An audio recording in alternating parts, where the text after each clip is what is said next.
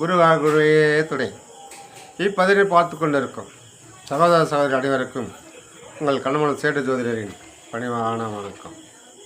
நாம் இப்போ பதிவில் காண இருப்பது மாத பலன் வரிசையில் அக்டோபர் மாத பலன் எவ்வாறு இருக்கப் போகிறது வாருங்கள் விரிவாகும். முதலில் இந்த மாதத்தில் வர வேண்டிய பண்டிகைகள், முக்கியமான சில பண்டிகைகளை பார்ப்போம். அக்டோபர் மாதம் முதல் தேதியே உங்களுக்கு ஆயுத பூஜை, எப்படி ஆயுத பூஜை வருகிறது.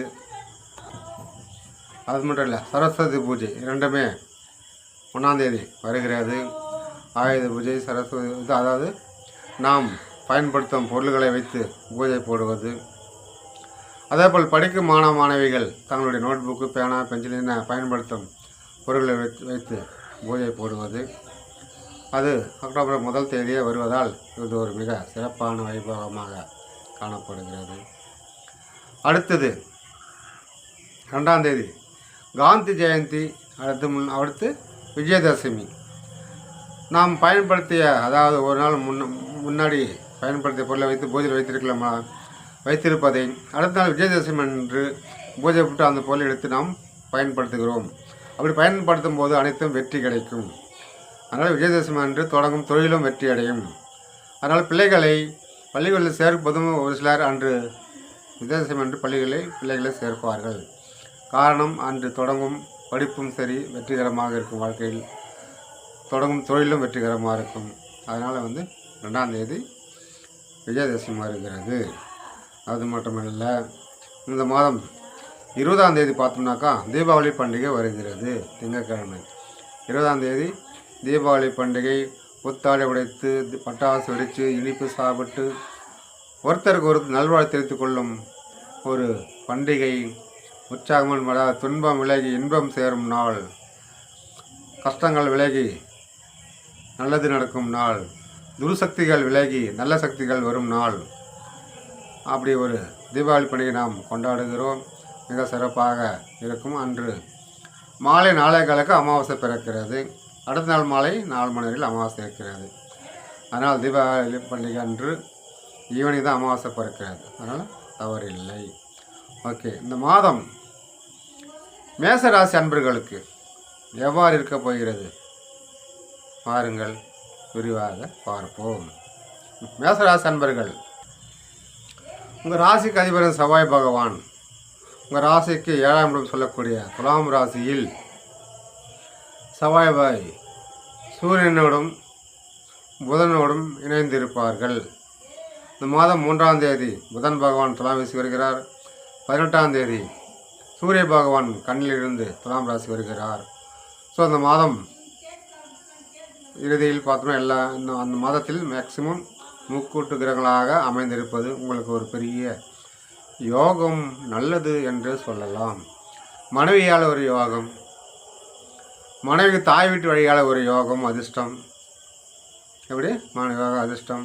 தந்தையால் ஒரு வருமானம், ஆதாயம் உங்களுக்கு இருக்குது. அரசாங்கத்தில் ஒரு அரசு வேலை கிடைக்க முயற்சி பண்ணி கொண்டிருக்கும் மாணவ மாணவிகள் கண்டிப்பாக உங்களுக்கு அரசாங்கத்தில் வேலை கிடைக்க வாய்ப்பு இருக்கிறது. பரீட்சை எழுதுகிறவர்களும் நன்றாக பரீட்சை எழுதுவீர்கள். பரீட்சை எழுதிட்டு வெயிட் பண்ணியிருக்கிறவங்களும் நல்ல ரிசல்ட் வரும். ஆக மொத்தத்தில் உங்களுக்கு ரிசல்ட்டு அரசாங்க வேலைக்குள்ளே போகிறதுக்கான வாய்ப்பு ரொம்ப பிரகாசமாக இருக்கிறது. வருத்தப்பட வேண்டாம். அது மட்டும் இல்லை, அரசு வேலையில் இருப்பவர்கள் ஒரு ப்ரொமோஷன், பதவி உயர்வாக கேட்டிருந்தாலும் வெயிட் பண்ணியிருந்தாலும் கண்டிப்பாக வரும். பதவி, அதாவது உயர் அதிகாரிகளின் சப்போர்ட்டு, கூட வேலை செய்கிற நண்பர்களுடைய சப்போர்ட்டு, இதெல்லாம் ரொம்ப அருமையாக இருக்குது. மேசராசி அன்பர்கள், நண்பர்களால் ஒரு ஆதாயம், தாய் மாமாவில் ஒரு ஆதாயம். முக்கியமாக காதல் செய்பவர்களுக்கு ஒரு வெற்றி. எப்படி காதல் வெற்றி பெறும். புதியதாக காதலில் விழ வாய்ப்பு இருக்கிறது. புதிதாக ஒரு காதல் செய்ய வாய்ப்பு இருக்கிறது. மேசராசி அன்பர்களுக்கு இது ஒரு மேன்மையான மாதமே என்று சொல்ல, அனைத்தும் உங்களுக்கு சிறப்பாகவே இருக்கிறதுனால மேசராசி அன்பர்களுக்கு சாதகமாகவே. உங்கள் ராசிக்கு 3இல் குரு பகவான் அமைந்திருப்பது தடைப்பட்ட காரியங்கள், நீண்ட நாளுக்கு தடைப்பட்டிருந்த காரியங்கள் கொஞ்சம் கொஞ்சமாக வெற்றி கிடைக்கும். தாமதமான எல்லா வேலைகளும் கொஞ்சம் இந்த மாத இறுதிக்குள் ஒரு முடிவுக்கு உங்களுக்கு உற்சாகத்தை கொடுக்கும். பணப்பிரச்சனை, சொத்து பிரச்சனை, கடன் பிரச்சனை, ஒரு தைரியம் இல்லாமல் எதுக்குமே ஒரு துணிச்சலாக நம்மளால் எதுவும் எடுத்து செய்ய முடியலன்ற ஒரு மன உளைச்சல் இருந்தவங்களுக்கெல்லாம் தானாக ஒரு தைரியம் நம்பிக்கை உங்களுக்கு உற்பத்தி ஆகி தானாக தான் நீங்கள் அதிலிருந்து வெளிவந்து நம்பிக்கையோடு புத்துணர்ச்சியோடு இந்த மாதம் செயல்படுவீர்கள். ராசிக்கு 5 சுக்கிரன் கேது இணைந்திருப்பது சிம்ம ராசியில் பொருளாதாரத்தில் திடீர் செலவு வரும். எப்படி திடீர்னு ஒரு செலவு வரும், ஆனால் சமாளிக்கிறதுக்கு உங்களால் முடியும். அதே போல் பெண்களால் ஒரு பாதிப்பு வந்து போகும், கொஞ்சம் கவனமாக இருக்கும். பெண்கள் விஷயத்தில் மட்டும் கொஞ்சம் கவனம் தேவை.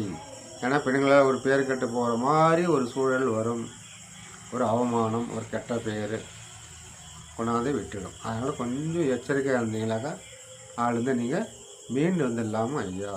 மேசராசி அன்பர்களே கொஞ்சம் அதில் மட்டும் கவனம். வண்டி வாகனம் ஓட்டும் போது கூட கொஞ்சம் நிதானமாக கவனமாக ஓட்டுங்க.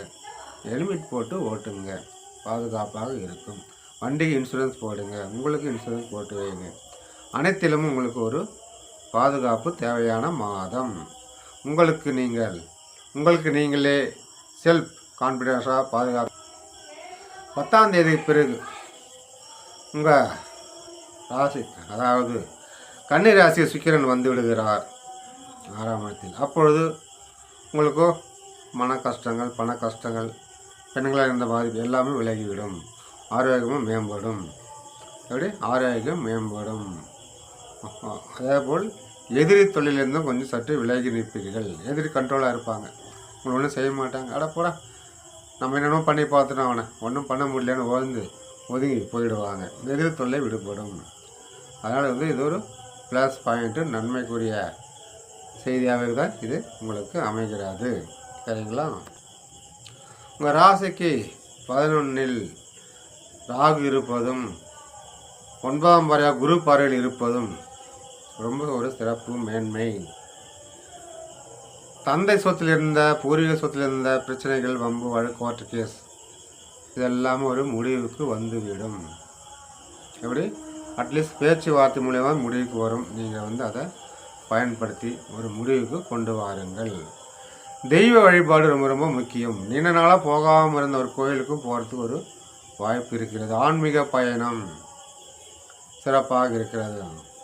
ஒரு கோயிலுக்கு போகிறதுல இந்த முறை ரொம்ப சிறப்பாக டாப்பாக அனுகூலமாக இருக்குது. அதனால் ஆன்மீக பயணம் ரொம்ப சிறப்பாக இருக்கிறது. கோயில் சேவையும் ரொம்ப சிறப்பாக இருக்கிறது. கோயிலுக்கு போவீங்க, ஒரு கும்பாபிஷேகத்தை அட்டெண்ட் பண்ணுவீங்க, கோயில் சேவை பண்ணுவீங்க, கோயிலில் ஒரு அன்னதானம் போடுவீங்க. இதெல்லாம் உங்களுக்கு ரொம்ப முன்னேற்றமாகவும் சீரும் சிறப்பமாகவும் இருக்கிறது. உங்கள் ராசிக்கு 12 சனி பகவான் இருப்பது, ராசி 12 சனி பகவான் இருப்பது ஒரு விரயத்தில் இருப்பது. அதாவது கொஞ்சம் தூக்கம் இல்லாமல் அவதிப்படுவீங்க. மன உளைச்சல், மன கஷ்டங்கள், படுத்தா அவ்வளோ சீக்கிரம் இருக்காது. பொண்ணு படுத்துட்டு தூக்கம் வரல மோதிட்டு பல யோசனையில் இருப்பீங்க. அதெல்லாம் போக போக கொஞ்சம் சரியாகும், வருத்தப்பட வேண்டாம். அதனால் பெரியவங்க வயசானவங்களுக்கு கொஞ்சம் நிறைய செலவு செய்ய வேண்டி வரும், ஹாஸ்பிட்டல் செலவு அப்படி இப்படின்னு வரும். அதனால் கொஞ்சம் அக்கறையாக வீட்டில் இருக்கும் பெரியவங்களே, அப்பா அம்மா தாத்தா பாட்டி யார் இருந்தாலும் கொஞ்சம் கவனித்து அவருடைய அக்கறையை உடலில் பாதிப்படும் போது உங்களுக்கு ஒரு நல்லதே நடக்கும். அதனால் இந்த மாதம் பார்த்திங்களாக்கா அக்டோபர் மாதம் உங்களுக்கு செலவுகள் அதிகம் இருந்தாலும் பண வரவு அதுக்கு தகுந்த மாதிரி இருக்கும். வருத்தப்படாதீங்க. இந்த மாதம் உங்களுக்கு ஒரு 80% லாபமாகவே இருக்கிறது. ஆகவே வாழ்க வளமுடன். நன்றி, வணக்கம். குருவே துணை.